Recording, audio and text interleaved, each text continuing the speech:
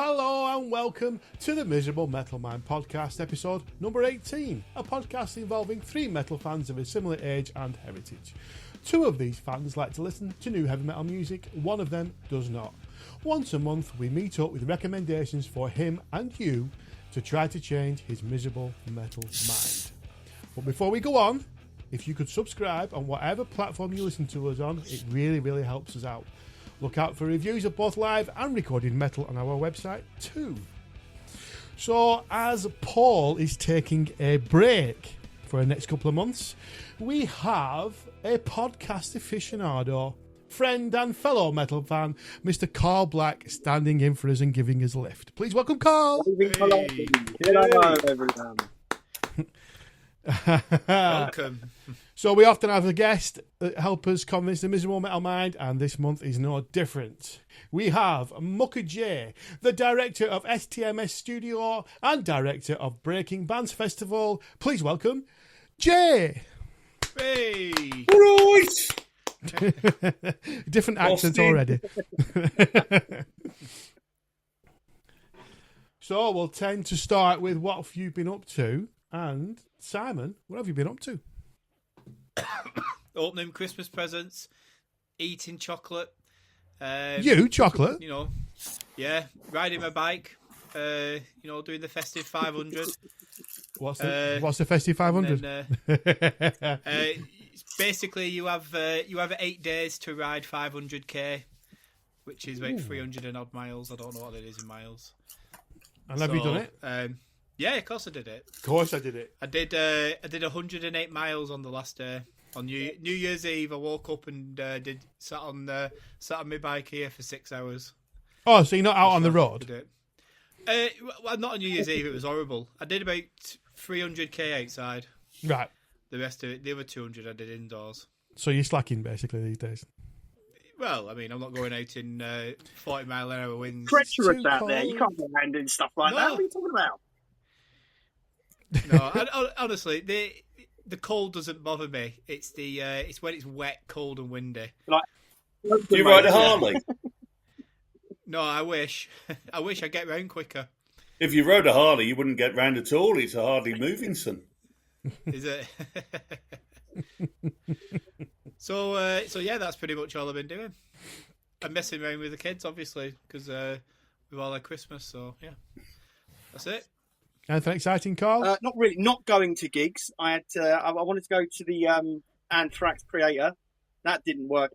Babysitters couldn't babysit, so we had to sell tickets.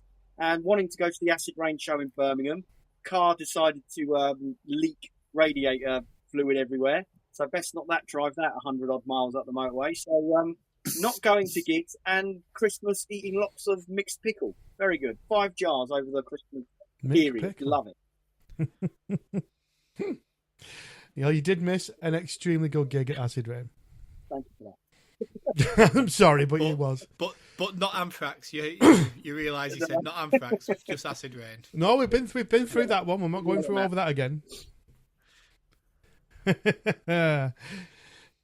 I've not done much really. We went to the Alma to watch Battalions and Barbarian Hermit. Don't slag them off. I'm not Don't slagging. slag them off. It won't. It was very. The carpet's still sticky. It's been done up. It's been decorated. Has it? It has. Yeah. What's black? Is it more black than what it originally was? It's a kind of greeny colour. Is it? All right. No, honestly, it was a good night. It was a very good night. So, Jay, anything up to? Anything you would like to tell us about? Yeah, we had a really quiet Christmas. Usually, Christmas we go away for 3 weeks. We go up to Scotland and we hibernate. That's nice. What we usually do. Me, my partner Stacey, and our 2 friends Jay and Ali. We get into a car and we find some northern spot in Scotland, and we find a cabin, and we sit there for 3 weeks. We put the fire on. 3 weeks? So hot with cold that we have to sit there in shorts and sweat like buggery. I don't know if you're allowed to swear. Yes. We sweat like a cunt, and we enjoy it. It's Scotland, but hot. Like a couple of years ago, we did it, and we realised that Proclaimers were playing, so we went up and we did an extra week, and we watched Proclaimers. Then we went to oh God, what's it called? Kiramia. What's that? And saw that little tiny statue, and it was so small. It was embarrassing. But yeah, we go away, but this year we haven't been able to because we've been so busy. Because we started up our new business a year ago. Right. And it's going very well. Yeah, so we've got, obviously we do Breaking Bands Festival, which is how we know you guys. And then we do STMS, and we obviously do your wonderful, amazing looking T-shirts, which every time you ask me for a T-shirt for someone, I don't know whether it's that one or that one, because you're really confusing. We try our best. Do you want the big one or the little one? Do you want the one with the patch or do you want the one with the back print? I don't bloody know. It's just that metal miserable bastard guy. So I have to just try and work that out. I'm loving your Thrashers T-shirt, which we also printed. You do? Yeah, Neil put me onto you. Yeah, I'm really noticing you're wearing your bright orange Thrasher T-shirt. I think it's orange. I'm colourblind, so it might be fucking pink. So, it's the flame one. Yes. It's the flame one. That's the orange one, isn't it? That's the orange one. Yeah, it's the orange one. Oh, that's the 7XL. I remember sending you that. So Neil, I'm going to turn the tides on you and do a quick interview with you. How do you know me? Do you remember me from when I used to run a pub in your local town? Yes, I certainly do, yes. So did you meet me there? Did you know me from... Or I didn't have known me before that? No, not at all. And I think the word no would be too strong was from when you ran the pub. But I do remember you running the pub. So when we ran the pub, we had TBFM radio back at the time, and we used to broadcast the radio station from the pub. I don't know whether you know that. No, I didn't know that. Oh, all the music that you heard in the in the pub, was also being broadcast on the radio. Ah, I had no idea. If there weren't a DJ on air, we would just broadcast. You know, when you broadcast your regular tracks, like many radio stations just broadcast just music. We ran our server from the pub, which was quite chaotic because we were still in the infancy of the pub and the infancy of the radio station at the time, which ran for 9 years before it got infiltrated by a scumbag that we won't talk about. The pub? HRH. Shh. Right. You can cut that bit if you want. It's fine. But yeah, so when people used to come to our pub, we wanted to turn... People said that Ozzle Twistle, which not many people will know about, Ozzle Twistle, Ozzy, was not very rock, and we wanted to turn it into a rock area. And when we left 6 months later, every one of the 30 pubs in the area was playing rock music. So we came, we saw, we kicked ass. We left, and everybody was playing rock music. We had Ex-Simple Minds play in the area. We had... we had loads of different kind of bands. You came to see us for a Metallica tribute band, but we had punk bands on, we had rock bands on. Yep. And we paid them a wage. In 2010, when we ran the pub, we were paying bands more than bands are getting paid now as original bands. And it just shocks me that it hasn't changed in 15 years. We were paying £150 to £200 for an original band to come in and play for an hour. Yeah. And even now, bands can't get that. And we're thinking, how? Because we also had this rule. If they came the first time, they'd play for £150. If they came back a second time, they get £250. And if we couldn't shut the till, they'd get an extra £100. And there was times where we couldn't shut the till because there was so much money. We couldn't shut the till, so we'd give them an extra £100 because we'd made that extra money. So we gave it to the bands. And I look at venues all over the country. I've been to lots and lots of music venues that say they're in crisis. And it does upset me. I don't know why we've gone on to this. Damn, this wasn't supposed to be the thing. But they can pay the bands if they're willing to trust the bands. You could get a lot more money into the music scene. So we started SDMS. SDMS stands for Support the Music Scene. It's what we do. We bleed music. Unfortunately, I'm not a musician. I can't even play the spoons. Except in bed. But we started STMS and we started Breaking Bands, and Breaking Bands Festival was all about grassroots music, and it came from TBFM, our radio station, Total Biker FM, which became the best for music. That's what we called it. And we had a party every year on the 31st of May to say, hey, we've had another year in music as a radio station. It got bigger and bigger, so we needed to find a way of having it as a festival. So in 2015, we found the site, and this year is our 10th anniversary as a festival, music festival. And we've got all kinds of things going on this year. In these 10 years, we've had Blaze Bailey come along and be a special guest. And we've had Acid Rain have been and played as a special guest. We had Chris Slade from AC/DC, the Thunderstruck man. Yeah. He came and played in 2017.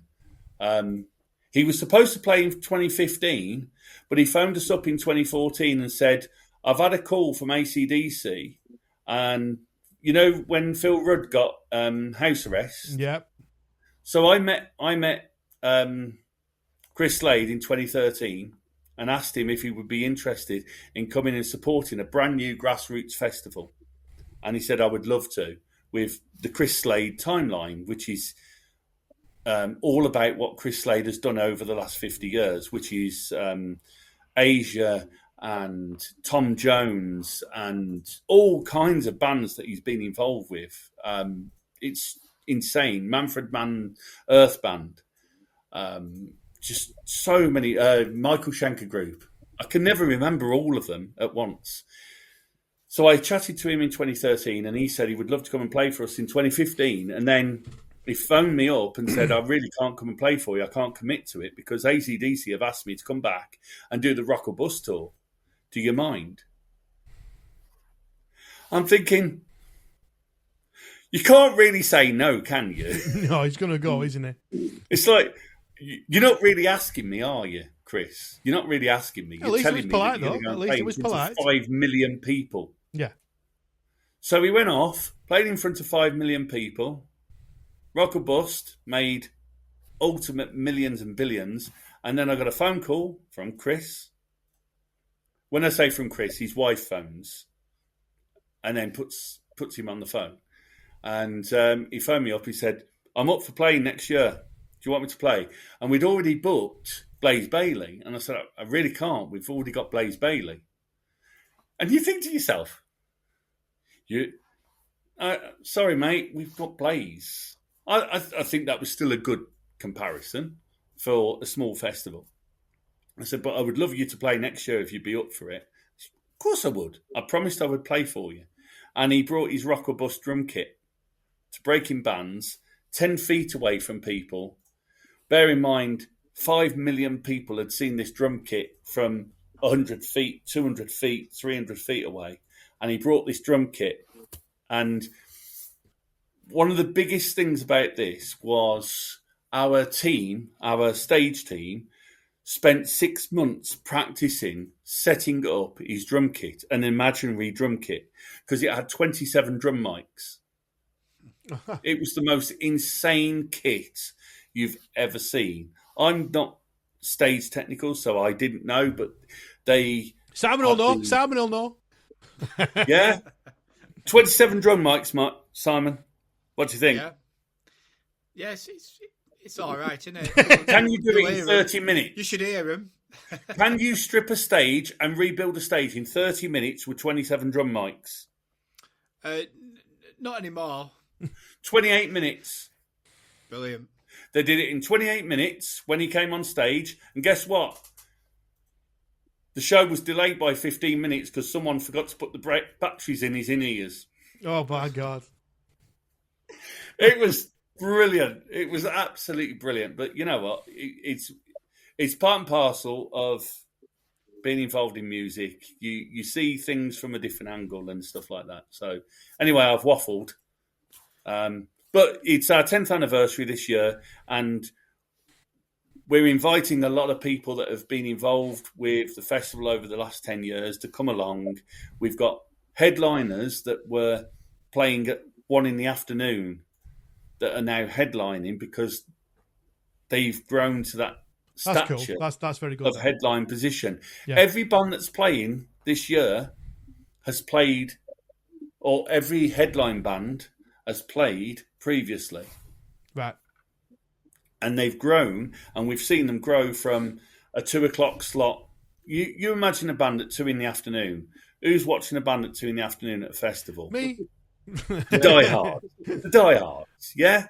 But those that are there for the headline bands, they're not interested in the daytime bands. Not everybody. So we try and bring back the bands that have made an impact over the last few years. So we've got King Kraken on Friday, who are now playing Stone Dead. They won through the competition. Yeah. Friends of the podcast. So they played in 2018, I think they played. Big fans of ours. Love them forever.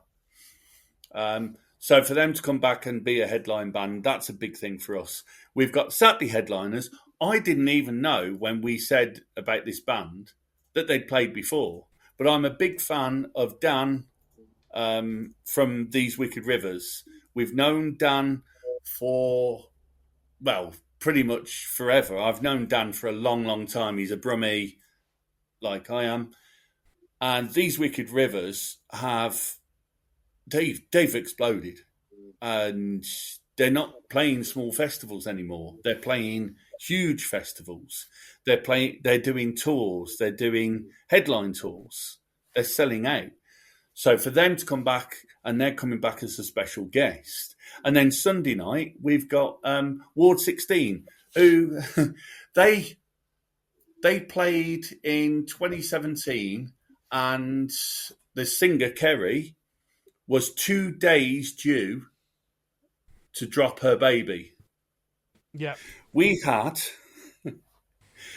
we were expecting the first ever on stage a live birth. So we had to speak to the insurance company.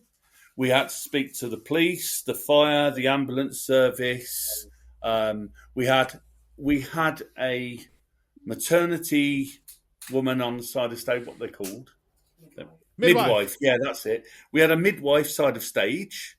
We had protocols in case she dropped on stage. We had to have extra insurance cover because obviously if a waters broke on stage, that comes under different insurance to your normal insurance for £500,000 worth of equipment on that stage that could go bang because certain waters come out. Think of a cleaning bill. It was the most. We had to have security briefs in the morning on what to do if such things happened. The audience were fully aware. I think somebody was running a book. I'm pretty sure there was bets going on. You've got to deal with these kind of things ad hoc. What do I do? She wanted to play. She wanted to do the set. Now, if you know Ward 16... I do. You will know that part of their set is chopping up a body and a baby comes out on the umbilical cord and they swing it around. And the big question was, will we know if this is the actual baby or the plastic baby?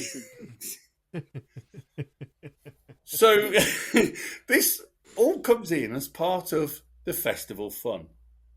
And you think to yourself, what the hell are we doing here? She gave birth 3 days later. Yeah. And, she's coming back to breaking bands, and the whole band are coming, and the kids are coming, and it's quite amazing that you've got that story that you can tell down the line. So it's so breaking bands is. I've got a question for you. In the middle of that festival that you have been, as the promoter and obviously a fan, how much do you enjoy it? Do you have time to enjoy it, or is it actually it's kind of secondary fun where it's done and I did enjoy it? How does that work? Year one, I said, right, I've spent 360 days on this festival. I'm going to get absolutely twatted. And I did. Breed 77 with a headline band, and nobody knew that they were going to retire on stage. It wasn't a thing that we thought was going to happen, and they retired on stage. And we're like, oh, fuck. It was a big thing because they were good friends of ours, and they came and played as a special guest. And year two onwards, I decided, okay, I've got to be professional about this, and I've got to have a bit of professionalism. There was one year, I love to watch bands. I want to be in the middle of the crowd. I want to party with everybody. And the second I'm in anywhere, everyone's buying me a drink. Of course they are. They don't see poor Stacey, who's spent 360 days listening to me talking about the festival. I'm there, and everyone's like, oh, it's Mucker J, buy him a drink, buy him a drink, buy him a drink. So everyone wants to get drunk with me. And a couple of years ago, I started wearing the headpiece and started listening to security and listening to what's going on and being a little bit more adult and professional. And then I'm on stage with Heretic Order, which is Danny from Breed 77. And I can hear in my ear there's been a security issue. And it's like, well, I've got security. I've got people who are covering that, and I can hear the conversation going on. And I've switched channels because I've said, go to channel this. So while I'm on stage, because the band asked me to go on stage because they wanted me to do the growly bit, because I don't like growly music. So they wanted me to go on stage and growl. Because bands see me as I'm a bit of a fun guy and I like to take the piss. So they like to take the piss out of me. So they asked me to come on stage and growl and burp down a microphone. I don't like that kind of music. And all I can hear is, suspected heart attack. Oh, there's this going on. Oh, there's this going on. And there's all these things going on. And there's ambulances turning up. And all this thing is getting sorted. Security going, yeah, we've got it covered. And I'm listening to all this stuff going on. And you've got a satanic metal band on stage going on about death. And all I can hear in my ear is, there's this going on. It's like, no, my place is here. I found a way to entrust a team to do what they've got to do. And it took 4 years of running the festival to let somebody do their job instead of me doing their job and telling them what to do. And so does that mean it took 4 years for you to enjoy the festival? It did, yeah. It was very, very hard to give that control away. And now we're at 10 years. I'm still the same. If that kind of thing happened, I'd be like, do I go? Do I not? What's the point of me going to a fucking angina attack? So basically, it was a suspected heart attack, but it was actually an angina attack. And when the ambulance turns up, what can I do? I'm not trained. Leave people in their role to do their job and stick to what you know best and do the entertainment. And it was extremely hard to learn that as someone who's got to be everywhere. And you're going to know that, Neil. You want to be everywhere. You want to be in charge of everything. And you can't. You literally just can't be in charge of everything. And you have to let go of that's why you delegate certain things. Yeah. It's very difficult. That's why I let Simon look after our Instagram account. Oh. Is that why it's dying on its arse? Oh yeah, definitely. I can't even spell it, let alone click on it. Yeah. You did Mate, some very nice videos. Teach me Instagram because I haven't got a fucking clue. Me neither. I'm on TikTok. I'm a TikTok revelation, apparently. Excellent. Teach Neil that because he's got that as well. I put stuff on TikTok. To be fair, Neil looks like he could work TikTok really well with the 14-year-olds. He looks like Santa. I would as well if I just turn my beard. Grey. Yeah. Yeah, but you didn't turn yours grey, did you? Well, it naturally turned. No, not naturally. Naturally. Oh, natural. When is the festival, Jay? 22nd to 26th of May this year is the bank holiday weekend. Yeah. Obviously, you're all coming because you're all awesome people. And how do we get tickets? BreakingBandsFestival.com. We've probably only got about 20 tickets. By the time this podcast goes out, it might be sold out. It might have a few tickets.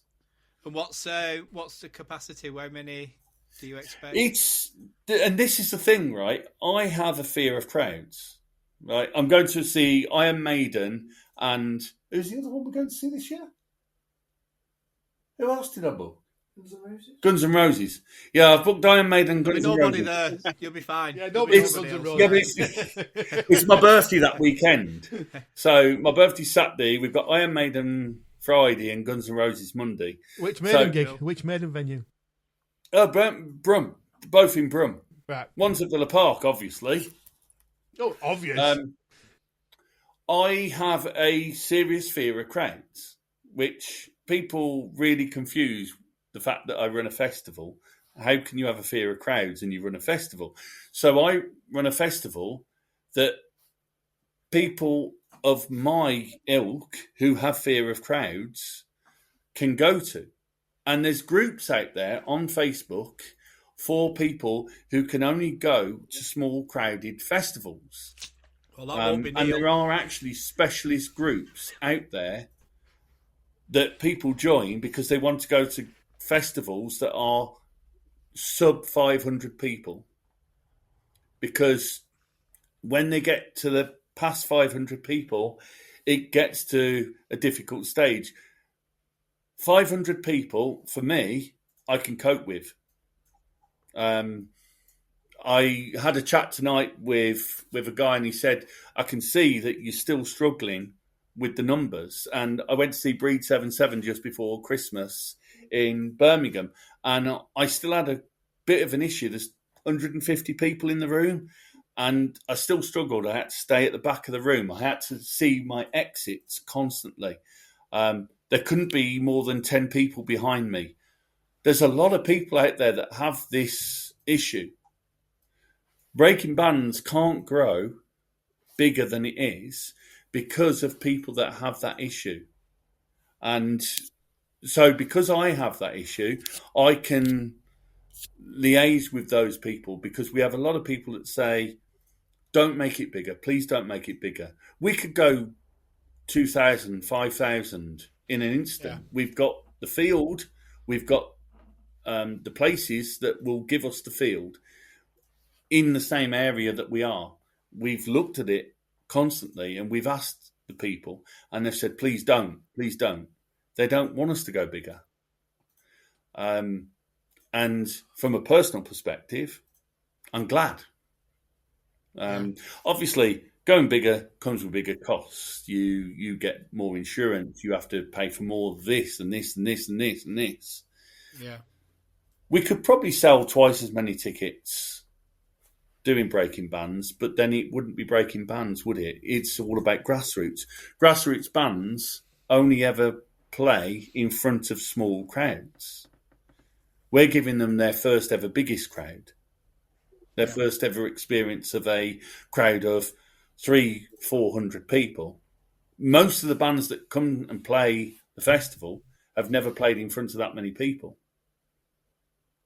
So is it, do you sell is it all 500 weekend tickets, or is it day tickets? It's or is it probably 400 weekends and then the rest are day tickets. Right, Most people stay for the weekend. We usually have 400 people on site all weekend. And they come from Thursday. And they really, everybody who comes becomes a family. I know it's a cliche, but it really does happen. I know everybody says it at Download and other festivals, but our festivals for the whole family. We've got people that have been coming where the kids are 2 years old and now they're 12, and BBC Radio interviewed them at the festival when they were 2 or 3 years of age, and have interviewed them every year. And it's quite amazing that they've gone back to the same kid interviewed them each year when they can talk more. Yeah. To the point of, shut up. And whereabouts is it? It's Bromsgrove. So it's about, people don't know where Bromsgrove is. It's about 20 miles south of Birmingham. Yeah. We're so dedicated to the festival, we actually moved here. Right. So we live on the doorstep of the festival. We're 4 miles away from the location, but our print studio for STMS is half a mile from the festival site. Right. So we're in that venue every single day. We live and breathe it because they have 20 different events every year. So there's a lot of different music going on there. There's hippie festivals going on, stoner, and there's death metal going on with BÜTCHER, which is a fantastic festival. Just slightly too heavy for me. I'm sure Simon would love it. He wouldn't. I think, Simon, you need to be at BÜTCHER this year. When is it? What part? End of August. The bank holiday in August. It's just that's always a family holiday time. Simon, I tell you what, Simon, I'll pay for your ticket, like I always do. Bring the family to BÜTCHER at the end of August, right? It was only because of BÜTCHER that we came up with putting breaking bands at the same venue. Right. I've known Jim Bierman for many years. He's been involved with major radio stations. He runs his own radio station. And yes, he's the death side of what we do. But every now and then we have what we call a toilet meeting, where we go into one of the cubicles and we have a conversation in one of the portaloos about one of the bands that have played. If they've played our festival and he's really liked them, we have a shake the hand deal that they can play his festival the same year. So because we have our festivals the same year, mine's in May, his is in August. Yeah, it's a decent gap. Have bands playing the same venue. It's just wrong. But every now and then we make an agreement that will overrule the rule. And it's been brilliant because we'll give you some past we've examples. Been able to double bounce bands. Some past examples. Who have you done that with then? Godslave's the biggest one. Godslave from Germany. They are fascinating thrash metal. You need to listen to Godslave. They did an EP on Status Quo. They love Status Quo. Germans love Status Quo. Don't know why, but Carl, Germans love Status Quo. And they love to thrash Status Quo. Right. So there's a band called Godslave. Go and check it out on Spotify later. You will laugh your socks off. And they've played BÜTCHER 3 times. Carl's tapping it in right now. He's going for it, isn't he? He's going for it. Godslave / Status Quo. That's good. That's going to be next month's album. Warning. Please take all negative comments in the tongue-in-cheek manner they are intended. Basically, don't be a dick. Right, shall we move on to our albums then? Yeah. Okay. I'll go first, as I seem to have been pigeonholed as a person who only listens to black metal or stoner metal. So I decided to break the mould and bring on some black and speed metal. Slightly different. That's formed in 2002 in Belgium. BÜTCHER then went onto a break, and then in 2014 they came back. They re-emerged. They released the album Bestial Fucking War Machine in 2017, and then in 2020 they released 666 Goats Carry My Chariot, and this is when I discovered them. Speed metal with a satanic edge, brutal and fast. This particular album went down very well with lots of reviewers, and it went down very well with me. In fact, it was my number one album of that year. So I was very, very excited to look forward to the release of On Foul and Tyrant, and I can't even fucking say it. How good's that? On Foul of Tyrant Wings. It's fast, it's heavy, it's satanically driven, and there are more than a few hints of early Iron Maiden, the Iron Maiden Killers era, I think. Especially in the 6th track, Sacrifice to Satan's Spawn. In fact, there's more than a nod in my ears. It's a full-on homage. But throughout the album, there are hints of ferocious new album blending excellently with speed metal. So, I might just have to usurp Carl and usurp Simon, because I'm pretty sure I know what those two are going to say. And as I just recently went to Birmingham for a drink, I was practicing my Birmingham accent, and I was told I was really, really good at it. Ooh, so, nice. Yeah. So I'm going to do what Carl in his Cockney accent, and then I will do Simon in his middle-class Wigan accent. So first of all, Cockney Carl really likes this album, but fucking hell, it goes a bit fucking fast up the apples and pears, and I fucking can't even do it. Jesus. So yeah, I really, really like this one, and yeah, wondering what you guys think. So actually, what do you think, Carl? I didn't like it. I didn't like it at all. It's interesting you say Iron Maiden, because a few things I did write down about it was it's Judas Priest so close on the wrong speed. That's what I felt it sounded like. Early Judas Priest on the wrong speed. And I was listening to it, and I did think, I was, listening to it and going, wow, okay, this is what it is. And I thought, is this a joke? This is a parody. Is this someone like the death metal having a laugh, another pop at metal? Is this someone sort of like doing it out? Metal's a bit daft. This is what they sound like. We'll do this. And once I got that into my head, I couldn't get it out. And yeah, the production for me isn't great either. And not for me. I will not be listening to that again. BÜTCHER, Frank BÜTCHER, come and have a Butchers. It's done, mate. It's like his car lot. But Carl, when I watched your countdown of your albums of the year on your Metal Album of the Fortnight Club, you had Midnight on there. And Midnight is a similar sounding music. I feel they're a bit dirtier, a bit more punky, and a bit more motorheady. And I think they're more head down and go for it, 100% commitment. I don't really get that from Okay. And the production there, I think it's a bit more rounded, a bit more solid, and I think the playing is better as well. It's simpler as well. I think it's tried to be a bit more complicated than what it needs to be. So it's not a success for you. So come on, Jay, what were your thoughts on it then? So my thoughts on ABBA. Were we on about ABBA? Yes. No, we weren't, were we? BÜTCHER. Right, so I'd never heard of BÜTCHER. And I played them while we were working today. I thought, they're all right. They're all right for a new band. Because I thought it was a new band. So I had another listen. Then I had a little Google. I thought, they sound really professional. Fuck me, they've been going for 20 years. Hang on a second. I've been lulled into a sense of false security here. Right, my first thoughts was Mastodon and Manowar. That was I kept hearing the Manowar thing, and then I went to the pub after work, and I said to my mate, I said, I'm going to be on air in an hour about these bands that I've never heard of.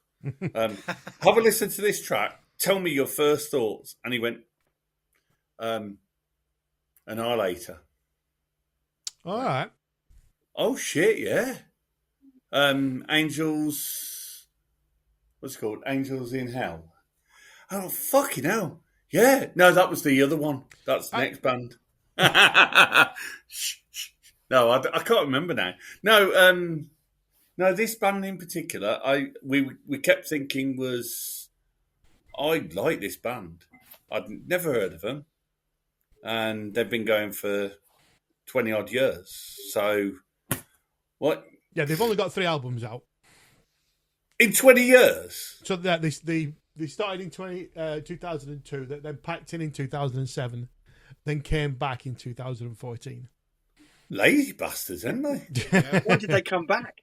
Have you heard of a band called Absolver, who I thought they had a little resemblance to? Yeah, I know. They've done like 10 albums in 10 years, and they've done like 2,000 gigs. And it's like, who are these? Sorry. As far as I'm concerned, let's buy British. Oh, okay, so I can't listen to Belgian music then. Well, you can listen to it, but if we're going to promote some bloody music, let's bloody promote our British boys. Okay. So are you a yes or a no? I tell you what, I'll start listening to them because the motto of Breaking Bands has always been, and everybody's stolen this since, discover your new favourite band. Mm-hmm. We came up with that in 2014. I've discovered a new favourite band because of your podcast. So I'll pinch that line. I'm going to put it as a tag on the podcast. Of course you're fucking going to do that. Of course you are. Hashtag it. You've not copyrighted it. Yeah. I fucking did actually copyright it, but it ran out. So I trademarked it for 10 years. So come on, Simon, what were your thoughts on Butcher? Come on, Simon, you miserable bastard. I'm pretty sure I know.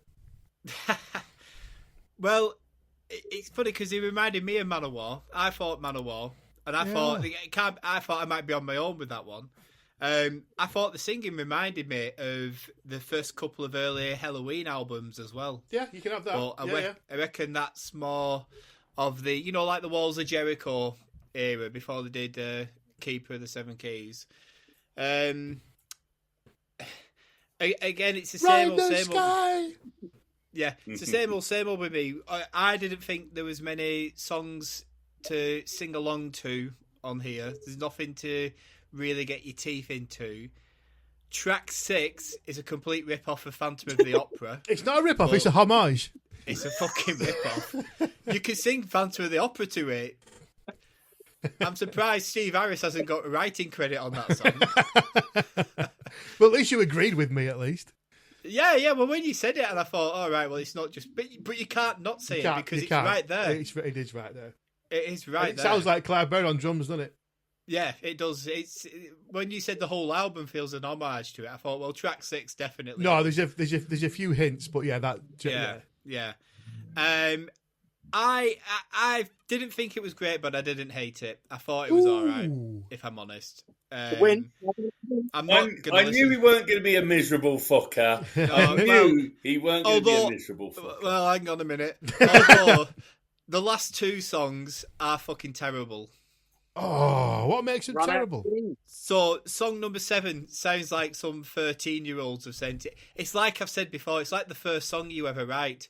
So he's singing, he's going along with the riff, dun dun dun dun, oh oh oh oh oh oh oh, and that's how he's singing and playing the guitar at the same time, and it's just fucking crap. I hate that type of thing.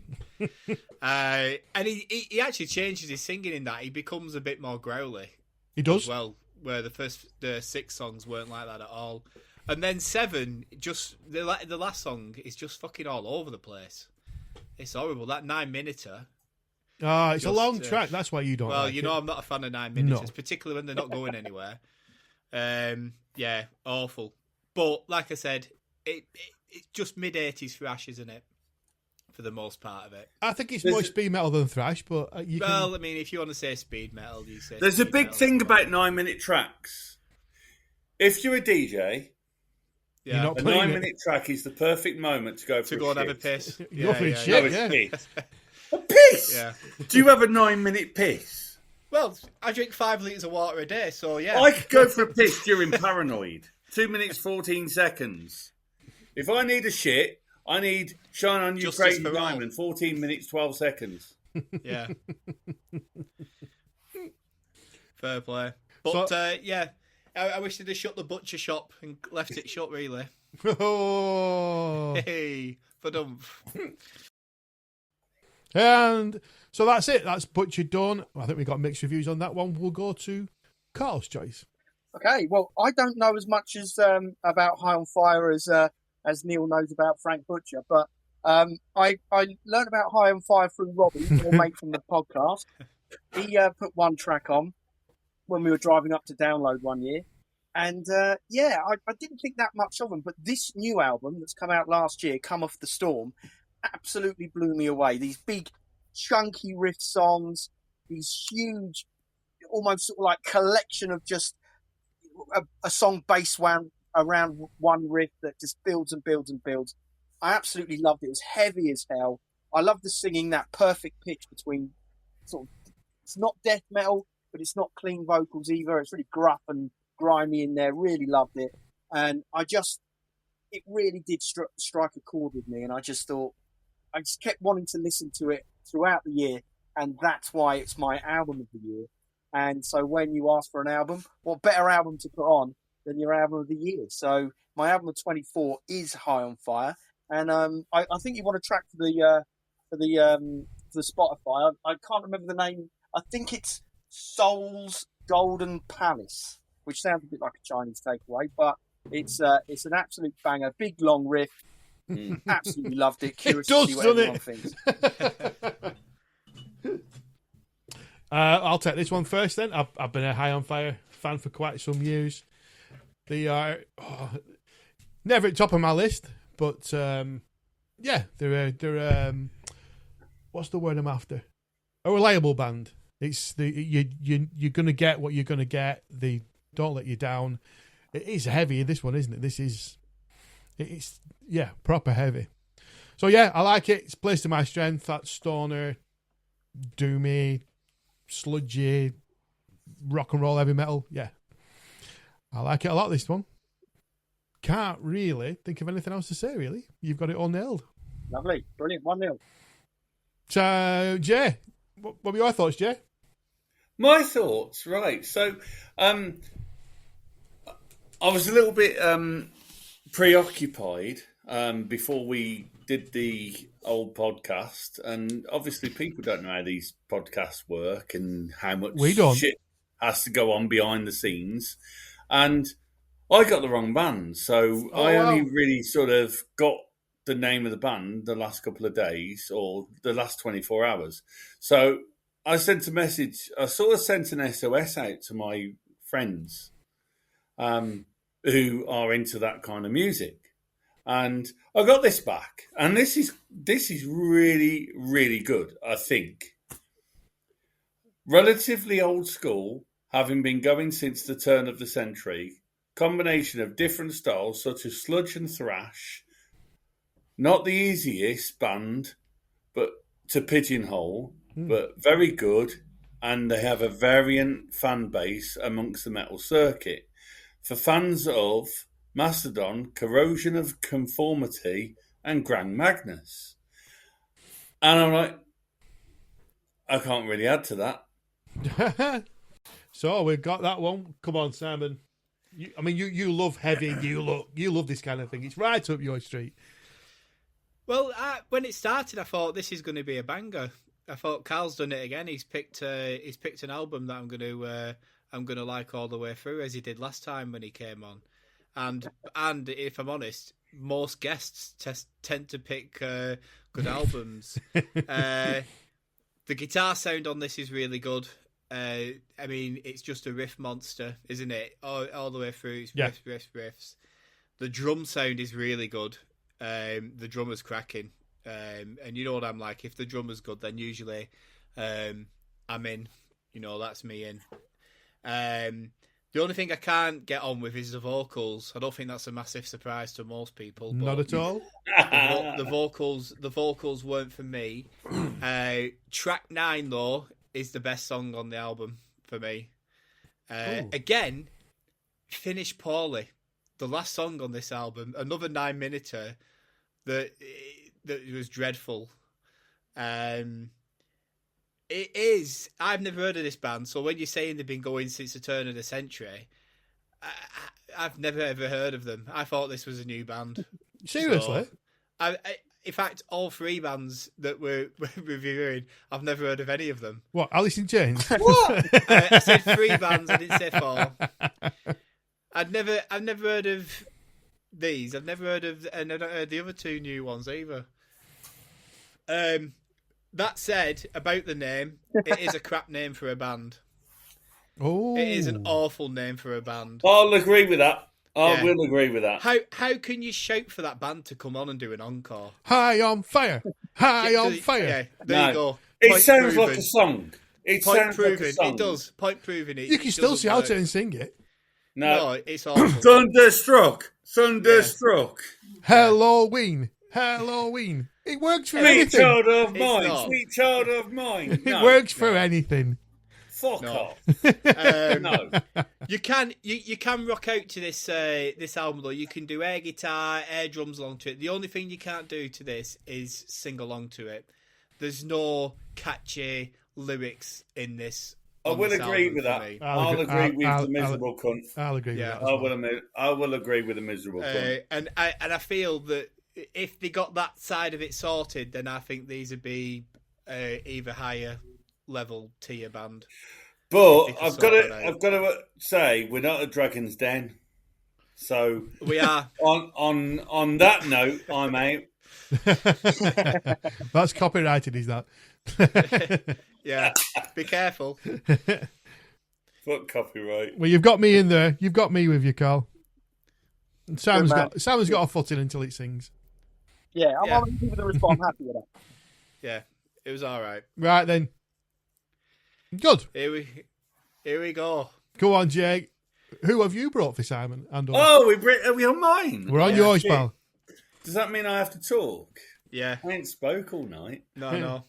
Give it a go. Give it a go. See where it goes. Give it a go. See what happens. The only person I want to impress here is Simon, and I think Simon's going to get a boner for this one. Well, only because he doesn't know the background of this band.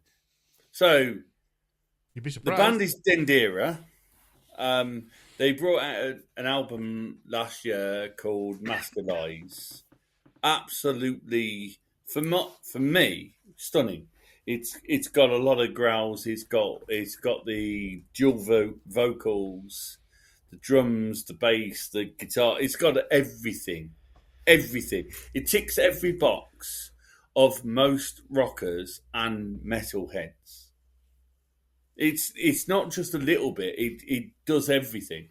Now, if you've got the story of Dendera, you'll know them. They've been around for 15 years. Their big shit has just happened. Mask of Lies is their album that came out in 2024 in June.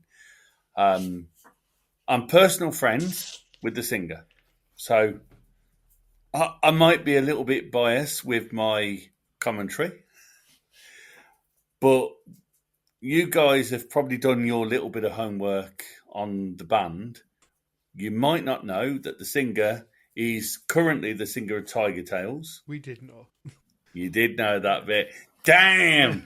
I was hoping you wouldn't know that bit. But he joined Tiger Tales, I think, 18 months ago to do their last tour, which was pretty fucking awesome because we did the T-shirts for the tour. Again, we know Dendera because of we do their T-shirts, but also Ash is the singer of Dendera is also a band booker, and 6 of his bands are playing Breaking Bands this year. So he's quite bloody all-round guy. He books tours. He's involved with bands. He was also the singer for Power Quest, which you can hear in the current album of Dendera, Mask of Lights. It's not quite speed metal that we heard in the last two bands. It's slightly less. But it's weird that we've all picked similar style music that I didn't know what you were picking and you didn't know what I was picking. So it's quite weird. I think mine's the most tame of the four albums. Oh, no. Not the Miserable Cunts album. Sorry. We've not got there yet. Not got there yet. Sorry. That's boring as fuck. So the other two albums, which were fucking awesome, I've learnt two brand new bands now. And BÜTCHER, for me, is a really exciting band that I'm going to listen to a bit more. And I introduced him to somebody tonight who's gone, holy shit, I've never heard that band, and I'm really interested now. But going on to Dendera, they've been around for 10 years. They introduced a second singer. Their music has... The way they've brought this new album out, I've seen this band live. You know, when you see a band live and you say, I wish I could hear that in an album. Mm-hmm. They did it the other way round. They did the album and then you hear it live, which is probably based on the production, and whoever produced it is absolutely incredible, because when you see that band live, you hear the album. And you don't usually get that. You usually get it the opposite way around, because they'll record a live album and then you can feel the passion. So my main track for that band is the album track, which is Mask of Lies. There's so much about that band that has changed over the years. They've built their noise to how they are. And I feel that I'm over-exaggerating the band. But well, yeah, I'd rather you guys tell me what you thought of the band. But for me, I literally this morning played the tracks all the way through while we were printing. We were printing Hayseed Dixie today, which usually we print and we play the music for the band we're playing, that we're printing. So, but when you're printing thousands of T-shirts for a band, you don't want to listen to it constantly for 3 days. So today we were printing a cowboy kind of yeehaw band while listening to Dendera going, blah, blah, blah. But I thought it was quite fucking cool. But I would really love your opinions on Dendera. They're one of our bands that are playing breaking bands this year. They're sub-headliners. And Ashley, who is the singer of the band, is also band management company. And he's given us 8 of his bands. 8 of his bands are playing Breaking Bands Festival. So he's a significant person in the music industry as far as I'm concerned. And he's been around for a long, long time. Right. That people have no idea of these people because they're just background people. Yeah, I don't think background's the right word, but it's fine that people don't know about them because they're not supposed to be in the limelight, are they? No. So I adore him. I absolutely, I bow down to someone who can be in 3 major bands, Power Quest, who were absolutely. I don't know Power Quest. Love that band. Don't know the name at all. You don't know the band? No. Power Quest have been around for 20 years. You got Tiger Tails. Power Quest. What's he say? I said, how could he not know Power Quest? Well, honestly, Jay gives himself off as a professional reviewer of metal music and all that. And he don't even know Power Quest. It's embarrassing. Well, Simon, you know me. I only go to big venues. Well, that's true. That's true. Hang on. Am I confused here by the guy who's the miserable cunt is the guy that's slating off the guy who's running this. Oh yeah. Right. You're not confused. That's exactly what's happening. Yeah. Fist bump, please. Fist bump. Love you, Simon. Thank you. Right, Carl, do you want to give us your thoughts on Dendera? Yeah, it's sort of it's not really a compliment in many ways, but it's pleasant enough. You know what I mean? That's about as far as I went with it. It's pleasant enough. I can listen to it. I think they're probably better live. I think they would have more of an impact on me live. But on record, they were pleasant enough. I listened to it, but not really inspired to go back. So, yeah, pass me by isn't the correct way to describe it, really. But I don't think I would go back to it. I probably because I like so much other stuff and there's other stuff in front of it. But I think, sort of at your festival, I think they would go down well. I think they would be more interesting live than, for me, currently on record. So a little bit, they're Radio 1, I'm a bit Radio 2, and we're just missing each other. I think that's the problem. Oh. Right. I'll... Neil? I don't like slagging bands off because that's Simon's job, so I'm not going to slag it off. I'm just going to say it's just not for me at all. When you gave your introduction, Jay, and you said it ticks every box for every metal fan, there's something. I could not find anything in that music that gave me anything. It just cut it. It just bounced. I'm at this bit louder. It just did nothing for me. I mean, don't get me wrong. Fair play for them. Fair play. They're out there doing it, and I think Carl's 100% correct. It may engage other people live more than the album recording, but it's all on you, Simon. It's just not for me. Come on, Simon. Well, I think you want to take that fist bump away that we had before. That's probably more like it. So when I hear this type of band, they have very polished sound, and there's no. I always like to hear like a band that's got a bit of dirt and grit and raw about them, and I love to hear like an odd mistake or it feels like it's been played live. Where I've had it before with other bands, and it's particularly in the case of this band as well, where it's the music and the songs are so finely polished and tuned, and they've gone over every single chord. You just know that there's not one bit of dirt in there. It's very, very. I don't want to say clean because obviously it's metal, it's distortion, it's not clean, but it's a very clean sound. The drums are a very digital sound. I think when you were on about drum mics before and stuff like that, you're going to get... when you hear High on Fire drums, they're big, the loud, the booming, where this is very...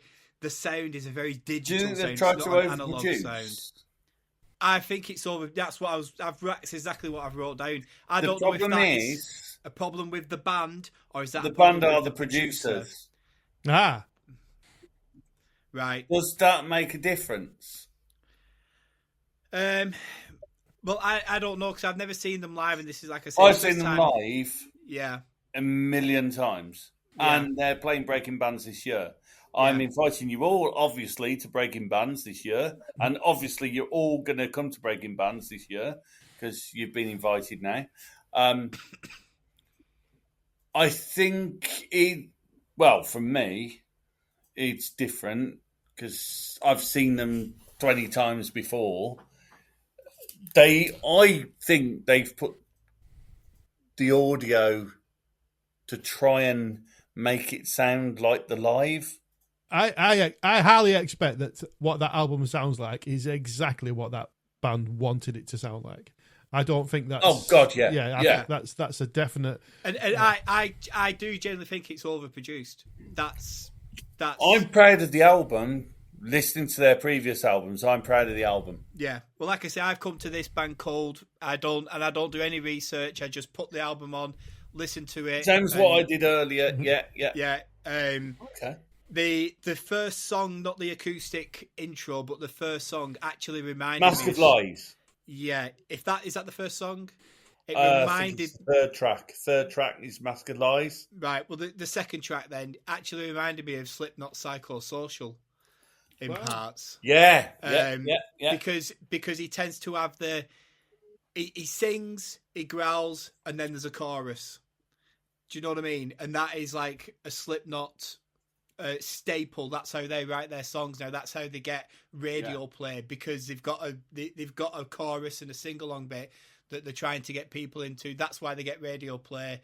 That's why they sell millions of albums. And I could totally understand why, if Dendera have thought, let's have a little bit of that and we'll write a song, not necessarily saying this ripping off Slipknot, but with that in mind, you do need something to catch people and drag them in, because like I say, I've never heard of this band either. So overall what I was saying is they do have some good chops in there, though. There are some good riffs in there.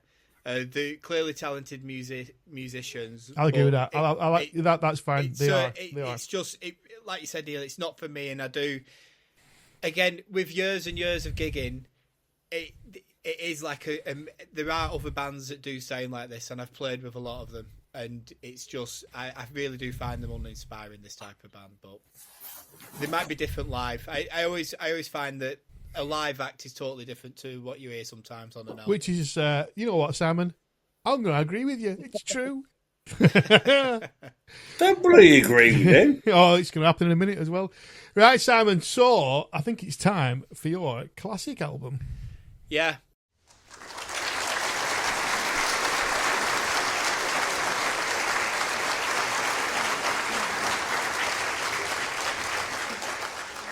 Play something we know. Right, well, seeing as Hutchie's not here, I thought I'm going to get my mid-90s music back in, because I know that he kind of waved goodbye to mid-90s metal music and rock music, so I'm going to get as much as I can while he's not about. So get ready, Carl. I can only say one thing about this album. I think this is the greatest grunge album ever made. Oh, God. Really? Yep, 100%. Musician-wise, everyone's on top of the game. The lyrics, songs, emotion that runs through this album.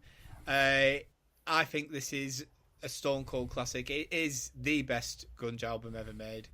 It is Alice in Chains and their album Dirt. Neil, what do you think? Well, when I said I'm going to agree with you, I can actually disagree with you. Oh. It's not the greatest grunge album ever. Which do you think that is? Probably Bad Motorfinger. You're wrong. Well, obviously you're wrong and I'm right. No, I'll tell you why Bad Motorfinger isn't. Bad Motorfinger, the last 3 or 4 songs on that dwindles out. This is close to perfection from 1 to 13. Well, as we are obviously talking out your eyes, I do want to actually agree with you, because I love this album. It's an outstanding album, outstanding band. I loved everything that they put out. Yeah, love this. Even bands now are covering Wood or Rooster, aren't they? This tracks are still getting played. Managed to see them once live with the original singer, and it was just an incredible night. Just an outstanding night. Yeah, I saw them on this tour. I think I saw Soundgarden the week before these on Super Unknown, and then I saw these. Was that at Manchester Academy 1? It was. With the big curtain at the beginning. Big white sheet at the front. Oh, same gig once more.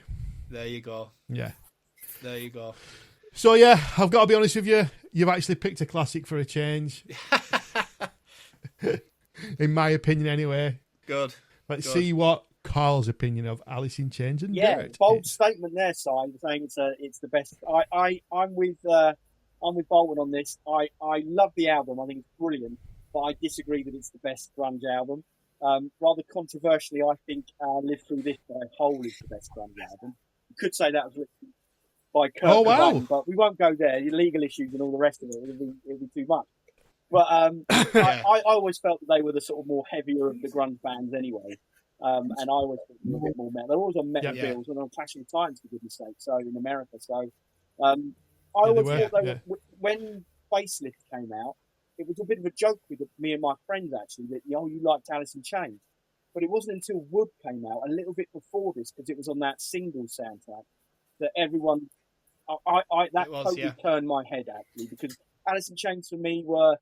that first album was so top heavy and not a lot after that. And this one, really, I was like, wow, they sound like this now. I thought it was a massive jump up.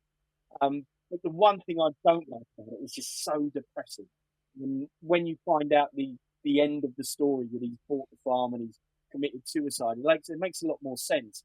But I don't really like to be depressed when I listen to my albums. And this is a depressing album because of the story. But you want to be listening to My Dying Bride. I knew as soon as it said depressed, I knew you were going to say that, you bastard.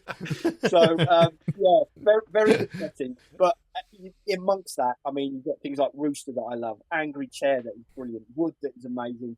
And I went to download years and years ago when they had it in that funny place at the back, not where it is now, not where it was before. And a band called Throwdown, that are an Orange County hardcore band, covered them bones. So that's how far they reach out, and I think that's testament to them. I love the album. I think it's great. Brilliant. Nice. Well, Jay? I think we might have an idea what Jay thinks of it. Jay, what do you think? Obviously, a picture paints 1,000 words. It does. Thank God that's not on video. Yeah, thank God it's not on video. So today I was tortured by listening to the full album. My partner, Stacey, was a massive, massive fan of Alice in Chains. Well done, Stacey. Well done, Stacey. Yeah. Nice to see someone's got some taste. A massive fan of Alice in Chains. By listening to Dirt today, we listened to the whole album thanks to Spotify.com. Check out Spotify.com. So we listened to the whole album today, and she went, well, that weren't the album I remember.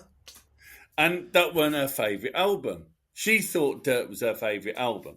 Right. And then, because we'd actually listened to the remastered version, there was a bonus track at the end, and she went, that weren't on the album. Yeah.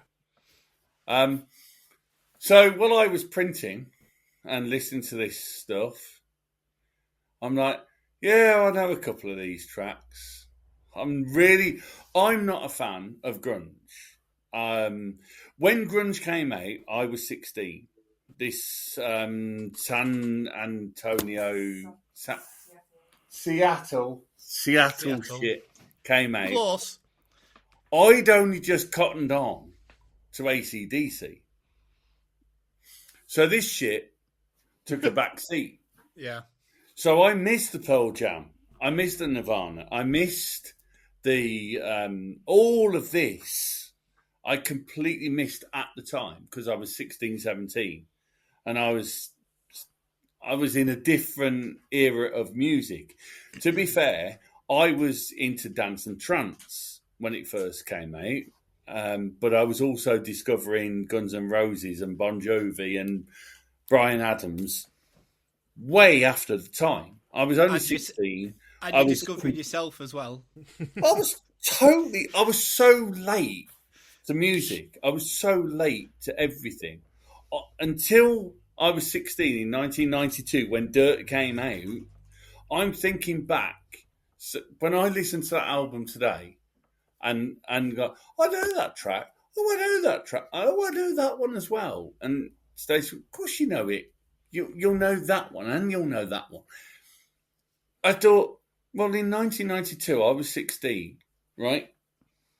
I was listening to dance and trance and this and this and this. And why would I be listening to this crap? I see it now. And Rooster is one of my favourite songs. When I started on radio, it was the song I used to play every fucking day. Now that I wasn't expecting. With the bile that you were pouring out earlier, I did not expect you to turn around and have something positive to say about this album. Oh, God. Right. When I started TBFM radio, my DJ mate who came to me and said, mate, you know how to do computer shit. Can you start a radio station? His nickname was the Rooster. And the whole radio station started because of him being the Rooster. And it was because of that song. But that was connected to him, nothing to do with me. But he loved that song. And I sort of got it, but I didn't get that kind of music. I weren't into this Seattle fucking grunge shit. Because I'd only just caught up with AC/DC. Like, I'm 16. Oh my God, there's AC/DC. That was way before. So I was 20 years behind everybody else because my parents brought me up on Dave Clark 5 and Elvis Presley. Uh-huh. So the Beatles. So what brought you into metal? Stones. So what brought you into metal? What was it? Long hair. It was a long time. I missed Rage Against the Machine. To be fair, Rage Against the Machine was the thing. Oh, here we go. Jay, ask Simon what his favourite band is. Simon, what is your favourite band? Power to the people. Power Rage Against the Machine. No, that's not the answer I was hoping for.